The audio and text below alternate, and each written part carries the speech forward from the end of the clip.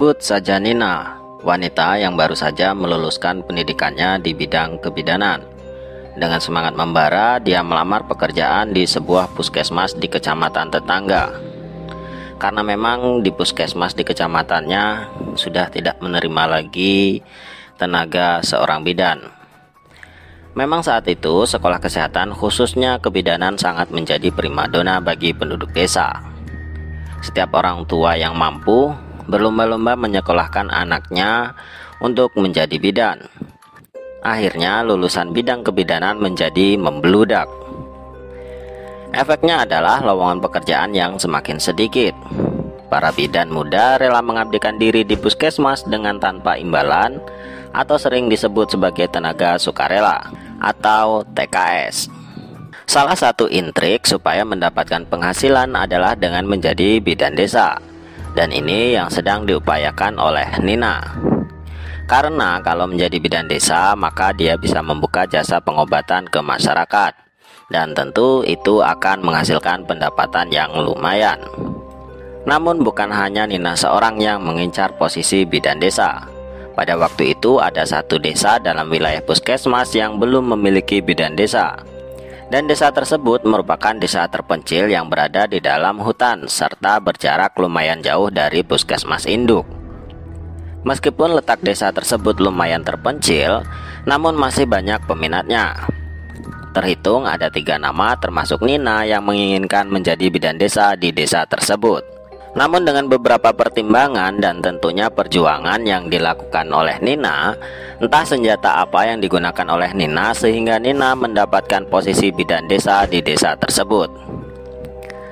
Singkat cerita, Nina berkemas untuk pindah ke desa tersebut. Sehari sebelum pindah, Nina melakukan survei ke lokasi polindes yang dituju. Ternyata lokasinya lumayan jauh. Desa ini terbilang desa baru yang dulunya merupakan sekumpulan orang-orang yang bekerja sebagai buruh kebun yang kemudian menetap di dalam hutan.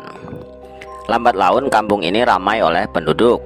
Namun tidak sedikit pula yang pergi pindah karena kampung ini tidak nyaman untuk ditinggali. Selain masih sepi, faktor keamanan juga menjadi pertimbangan para penduduk untuk tinggal di sana. Belum lagi beberapa mitos kejadian mistis yang terjadi di sana sehingga desa ini terlihat sedikit mencekam.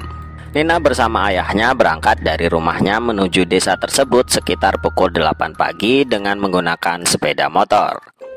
Mereka berangkat dengan perasaan bahagia. Setelah berjalan sekitar 1 jam, mereka sampai di sebuah pasar mingguan yang terletak di ujung desa terakhir. Dan kemudian mereka masuk ke dalam jalan batu yang menembus hutan. Di daerah tempat Nina tinggal, setiap desa pasti dibatasi dengan hutan, terkecuali desa-desa yang berada di pusat kecamatan. Mereka berdua terus menelusuri jalan batu. Jalan ini juga bisa dilewati oleh mobil. Namun ketika musim hujan akan ada beberapa titik yang jalannya lumayan sulit dilewati karena lubang-lubang yang cukup dalam. Setelah lebih setengah jam melakukan perjalanan, Nina sampai di desa tersebut. Jarak rumah ke rumah desa tersebut sangat berjauhan, sekitar 100 meteran. Dan selama Nina memasuki desa tersebut, dia tidak menemui satupun penduduk. Mungkin mereka sedang bekerja di kebun. Setelah berkeliling desa, akhirnya dia menemukan polindes yang dituju. Di sana ternyata sudah ditunggu petugas puskesmas. Ada 2 orang, salah satunya pejabat TU kepegawaian puskesmas dan seorang kepala dusun. Setelah sedikit berbincang, kepala TU memberikan kunci polindes kepada Nina untuk memeriksa polindes. Setelah dibuka, ternyata ruangan polindes sangat kotor. Karena sejak setahun lalu dibangun, polindes ini belum pernah ditinggali. Setelah banyak pegawai baru, maka bidan desa baru dikondisikan untuk ditempatkan di desa ini. Sebelumnya, para penduduk melahirkan harus dibawa keluar desa atau mereka menggunakan dukun beranak yang ada di sana. Di sana ada seorang dukun beranak yang sudah lumayan tua, sehingga kalau terjadi kegawatan mereka terpaksa harus membawa keluar desa atau mereka memanggil bidan dari desa sebelah. Efeknya ada banyak kematian saat melahirkan, baik itu bayi ataupun ibunya.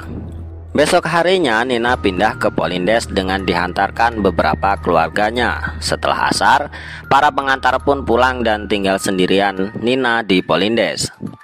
Kabar baiknya bahwa desa ini sudah dialiri PLN, sehingga pada malam hari tidak begitu gelap.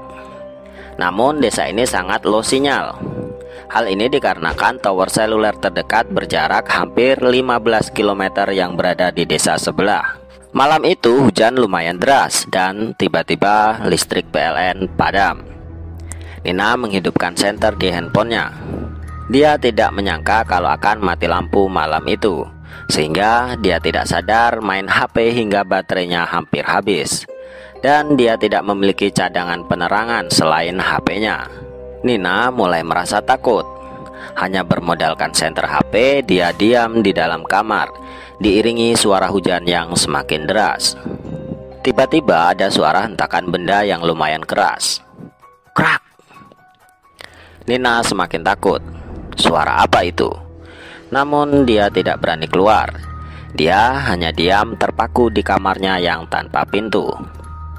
Malang bagi Nina, baterai HP-nya habis dan senternya padam. Dengan rasa takut dan cemas yang semakin menjadi, Nina berusaha diam tanpa bersuara sedikit pun. Tiba-tiba ada tangan yang meraba bahunya. Nina sempat terkejut, namun badannya merespon berlebihan. Dia tidak bisa bergerak karena ketakutan. Selain itu, hujan yang deras membuat dia semakin ketakutan. Tangan itu meraih mulutnya dan membekapnya. Kemudian badannya terasa berat karena ada badan basah yang menindihnya. Nina terus meronta, namun tenaganya kalah besar dengan makhluk yang membekapnya. Karena banyak mengeluarkan tenaga, Nina pun menjadi lemas. Dengan perlahan makhluk itu melucuti pakaian Nina yang hanya mengenakan daster. Nina mencoba meronta lagi, namun lagi-lagi tenaga makhluk biadab itu lebih kuat. Teriakannya pun semakin parau dan suaranya semakin habis. Ditambah lagi hujan deras dan jarak yang jauh dari rumah penduduk membuat usahanya semakin sia-sia. Nina semakin lemas dan semua pakaiannya sudah terlepas. Terasa tangan kasar meraba dadanya dengan keras. Nina hanya bisa menangis dan memohon. Namun makhluk biadab itu tidak peduli. Tangannya semakin keras meremas dan semakin liar. Dan akhirnya Nina merasakan perih di bagian sensitifnya, sehingga membuatnya tak sadarkan diri. Nina tersadar dengan tanpa sehelai benang pun di tubuhnya. Area sensitifnya terasa perih dan terlihat ada bercakan darah di sana. Kebetulan PLN sudah menyala. Nina merasa histeris dan terpukul dengan kejadian yang menimpanya. Dia berusaha menghidupkan HP-nya. Pada waktu itu, waktu menunjukkan pukul 3 pagi dan hujan masih terus mengguyur meski tidak sederas sore harinya. Nina langsung mengecas HP-nya. Dia membuka kamera dan mulai merekam, lalu dia menceritakan apa yang terjadi. Kalimat terakhir yang dia ucapkan, "Maaf ayah, ibu, anakmu belum bisa membuat kalian bangga. Mungkin hanya ini cintaku untuk kalian. Terima kasih atas cinta kalian selama ini." Keesokan harinya, kepala dusun menemukan Nina tergantung di dalam Polindes dengan keadaan telanjang. Seluruh petugas puskesmas, keluarga, dan kepolisian langsung meluncur ke TKP. Semua menangis histeris. Bidan muda Nina meninggal dengan cara yang mengenaskan. Beberapa hari kemudian, pelaku pemerkosaan tertangkap oleh pihak kepolisian, yang ternyata dia adalah. Berlanjut di episode selanjutnya, dan ikuti kisah selanjutnya saat hantu bidan Nina meneror warga hingga ke puskesmas.